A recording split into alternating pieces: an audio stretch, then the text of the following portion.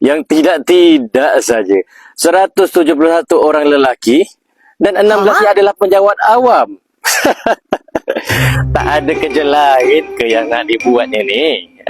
Penjawat awam sampai 16 orang buat kerja macam tu. Mentang-mentang lah iurannya murah, RM10 je masuk. Daripada berhabis duit dekat situ, eloklah sebagai penjawat awam tu, belilah tanah dengan kami. Boleh buat rumah, bolehlah guna loan LPPSA tu. Sangat-sangat senang. Buat rumah dengan kami, beli tanah dengan kami, zero deposit. Ini nanti kita akan tambahkan. Ni, jalan ni kita akan siapkan dengan tal.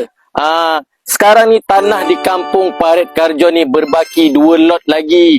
Okey, buat warga kerajaan. Warga kerajaan, kaki tangan kerajaan. Macam UTHM yang berdekatan dengan Parit Karjo ni banyak. Jabatan Alam Sekitar, abang-abang polis, bomba, semua boleh mohon gunakan loan LPPSA. Sangat-sangat senang. Yang penting zero deposit.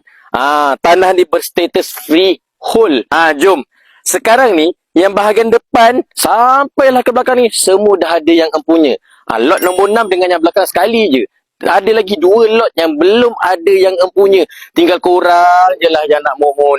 Janganlah tunggu-tunggu. Untuk orang kerajaan, untuk pengetahuan korang, tanah ni ada grant individu. Sebab itulah korang boleh mohon pakai LPPSA. Yang bestnya dengan kita, korang boleh beli tanah, kita siapkan buat rumah je.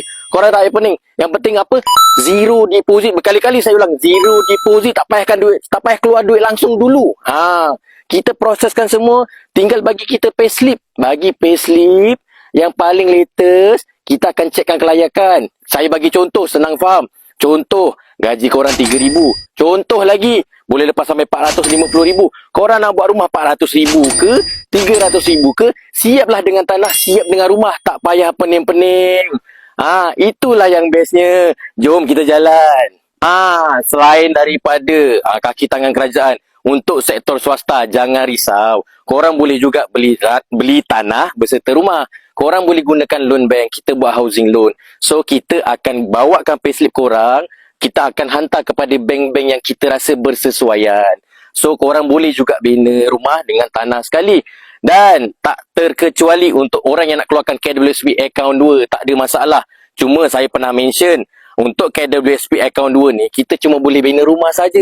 Tanah tak boleh beli. So, korang maybe akan gunakan cash ataupun gunakan personal loan untuk beli tanah. So, bila dah ada tanah, masukkan nama korang, barulah kita boleh binakan rumah untuk korang. So, tak ada masalah. Korang tinggal kontak Abang Tanjak. Jangan pening-pening kepala.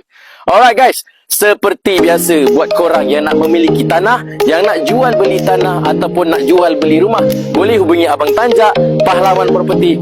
Semestinya kediaman seindah istana. Assalamualaikum.